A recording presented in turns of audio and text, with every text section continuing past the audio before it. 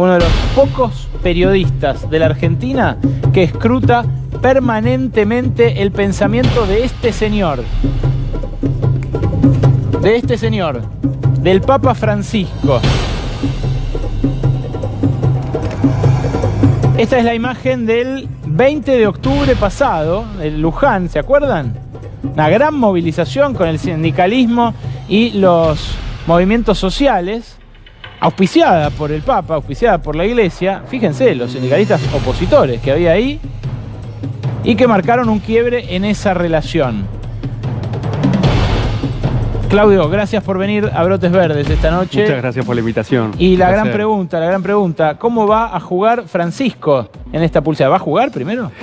Va a jugar como tiene una dificultad importante, que es el gran ordenador, un silencio atroz, como dirían los periodistas deportivos, especialmente porque para el Papa se encamina al 6º año de su papado, falta un mes para que se cumpla el 6º año de su papado. Hubo una inflexión muy importante en la movilización del Frente Sindical en Luján, y a partir de eso fue leído por el gobierno como el blanqueo de una serie de advertencias enviadas desde la Santa Sede con respecto al incremento de la pobreza.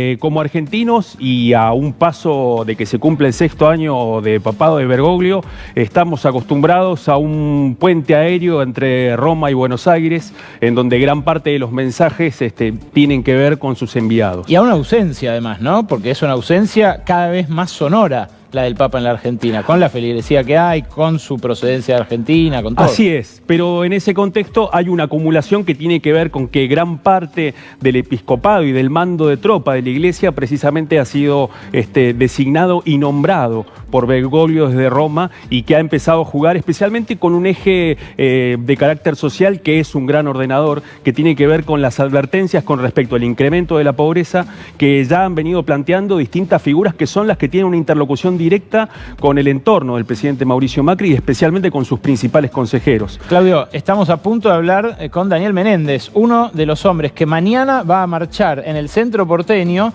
de la Confederación de Trabajadores de la Economía Popular, la Corriente Clasista y Combativa y demás, por la emergencia alimentaria. Es gente que está diciendo, se duplicó la cantidad de gente en los comedores, se duplicó la cantidad de gente que pasa hambre. Y el gobierno dice, detrás de estos, a los que encima les tengo que dar plata yo para que no prendan fuego todo, está el Papa.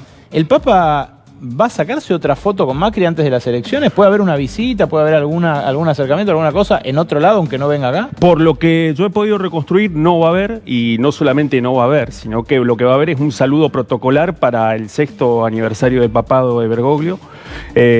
Como se estila, ningún papa visita un país durante un año electoral. Y en ese contexto los mensajes tienen que ver con los principales voceros con sotana que ha elegido el Papa en este momento para plantear sus diferencias con respecto al incremento de la pobreza. Ahí pasaba una de las declaraciones que se le atribuye al Papa de esto es peor que la Libertadora.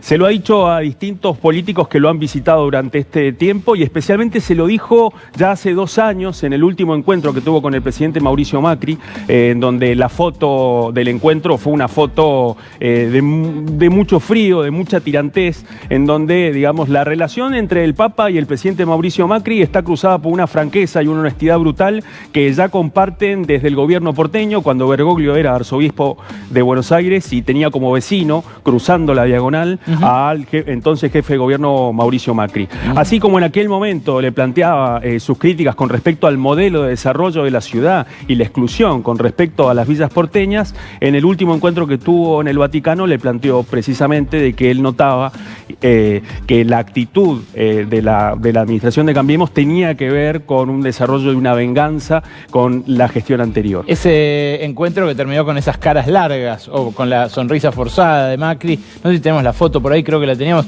y la cara de traste, literal, una cara de traste papal que recorrió el mundo, ¿no? Esa cara larga es el corolario de 1 hora de intercambio en donde uno de los grandes disparadores tenía que ver precisamente con la crítica con respecto al incremento de la pobreza. Algo que el actual arzobispo de La Plata, Víctor Manuel Fernández, ex titular de la Universidad Católica Argentina, también se lo planteó en su momento al entonces ministro de Hacienda, Alfonso de Prat-Gay, cuando estaba en el cargo, y lo citó al Palacio de Hacienda para poder hablar sobre las tasas y las cifras de pobreza. En aquel momento, en ese intercambio, Tucho Fernández le planteó a Prat Gay para que le dijera al presidente algo que después Macri escuchó en Roma, que no alcanzaba solamente con la medición de la pobreza, porque la Iglesia ya sabía que había una gran parte de números que tenían que ver, que eran conocidos ya desde el año 2014-2015, sino con respecto a cuáles iban a ser las medidas estructurales que iban a llevar adelante para revertir esa situación. Este tema de la medición de la pobreza es otro de los que vamos a tocar en instantes con Menéndez, porque hoy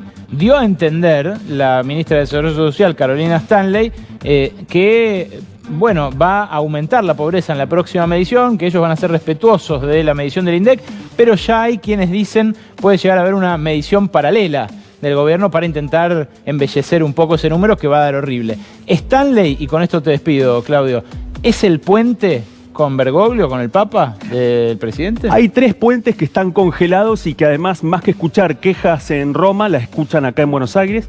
Una es la ministra Carolina Stanley, otra es la gobernadora bonaerense María Eugenia Vidal, que escucha precisamente de Víctor Manuel Fernández los mismos planteos que escuchó hace 2 años el presidente Mauricio Macri. Y hay un tercer jugador que es Horacio Rodríguez Larreta. Horacio Rodríguez Larreta hoy en día tiene como vecino a Mario Poli, el actual arzobispo porteño, y el actual arzobispo porteño también le transmite el mismo malestar. La inflexión entre la movilización del 20 de octubre y lo que empieza a suceder a partir de mañana tiene que ver con que la ausencia va a tomar ese silencio atroz y va a plantear a partir de este puente aéreo entre Roma y Buenos Aires distintos mensajes con 2 ejes ordenadores, que obviamente ninguna figura con mando institucional en la Iglesia lo puede decir. Uno, que el límite es Macri, y otro, precisamente, es buscar 2 cuestiones que ya con la CGT lo intentaron y que ahora lo van a apuntar con el peronismo, que es trabajar en la unidad del peronismo. Gracias, ahí Claudio. hay un gran interrogante que tiene que ver con el futuro de Cristina, en donde además hay un intercambio también en esa línea.